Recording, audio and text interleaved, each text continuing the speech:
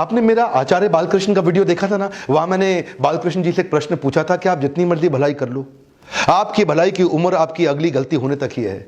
जब इतना तेज चलते हैं ना विजय शेखर शर्मा, गलती होने की संभावना थी। डीमोनेटाइजेशन के दौरान ये बहुत तेज एक्सपैंड कर गए। 100, 200, 300% ग्रोथ तो ये हजम कर जाते, लेकिन 1000% की ग्रोथ हुई।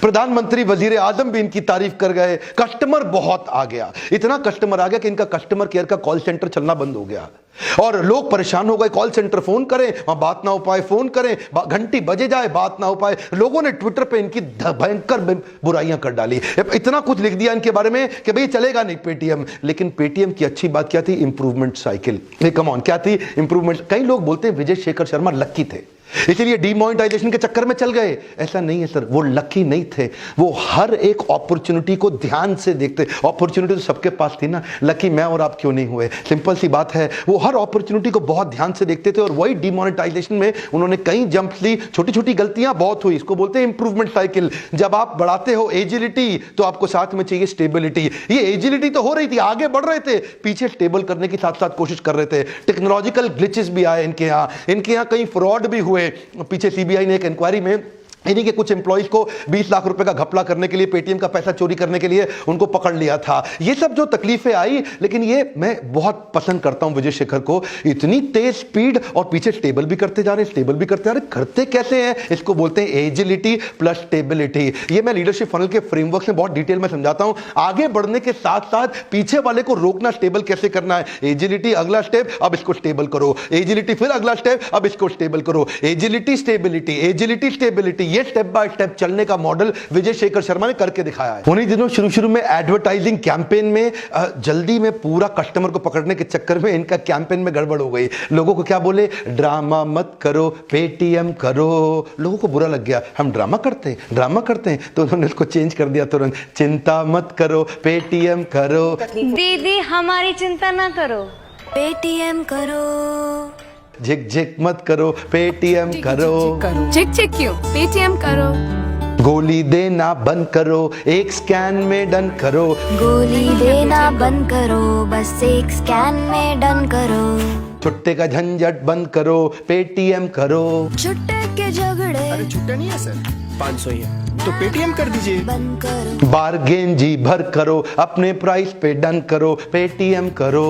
बार्गेन जी भर करो, अपने प्राइस पे डन करो, पेटीएम करो। इनकी ये सारी इमोशनल राइमिंग वर्ड्स के जिंगल लोगों को याद हो गए। करो करो करो, एटीएम नहीं पेटीएम करो, ये बंद करो पेटीएम करो, ये मत करो पेटीएम करो। वो जिंगल जो थे ना राइमिंग वर्ड के, लोगों को याद रह गए। अब ये आगे बढ़ रहे थे तेजी से और लोग बड़े इनके साथ चलने लगे। इनसे गलती क्या हो गई थी? ये पेटीएम का जो कलर स्कीम था वो पेपैल के जैसा था।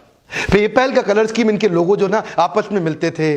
अब आ गया पेपैल को गुस्सा, ये दुनिया की सबसे बड़ी ऑनलाइन पेमेंट कंपनी, ये आकर के इनके सर पे चढ़ गई। भाई तूने कैसे मेरी कलर स्कीम कॉपी करी? मैं दुनिया का सबसे बड़ा और तू बैठा है इंडिया में, तो तूने। अब उसने इसके ऊपर जो हाथ धो के पीछे पड़ा, कोर्ट में कर दिया बहुत बड़ा केस।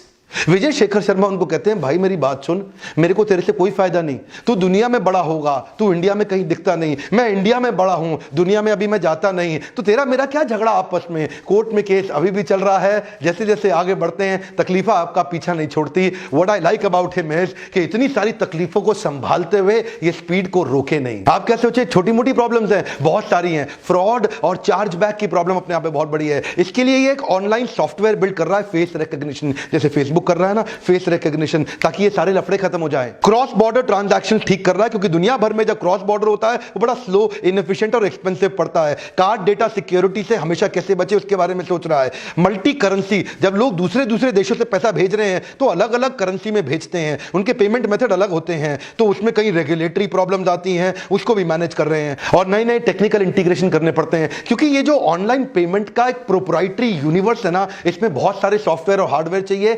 7,500 लोगों की टीम है, कोई छोटी टीम नहीं है, ताकि ये सारे नए इंटीग्रेशन ऐड करते रहे, इनोवेशन में सबसे आगे रहे। देखते ही देखते सफलता की असली बड़ी छलांग तो तब लगी जब चाइना का शेर जैक मा अलीबाबा के साथ भारत आया और क्या बोला, भाई विजय शेखर शर्मा 40% शेयर हो गए मेरे, ले लो पैसा पकड़ लो। जैक मा के आने के बाद रतन टाटा पीछे नहीं रहे, रतन टाटा भी आए, बोले कुछ माइनॉरिटी स्टॉक मेरे को भी दे दो, रतन टाटा आ गए। और असली रजनीकांत स्टाइल एंट्री तो तब हुई जब बर्कशायर हैथवे, दुनिया का सबसे बड़ा हाथी, कम ऑन कौन, वॉरेन बफे आ गए।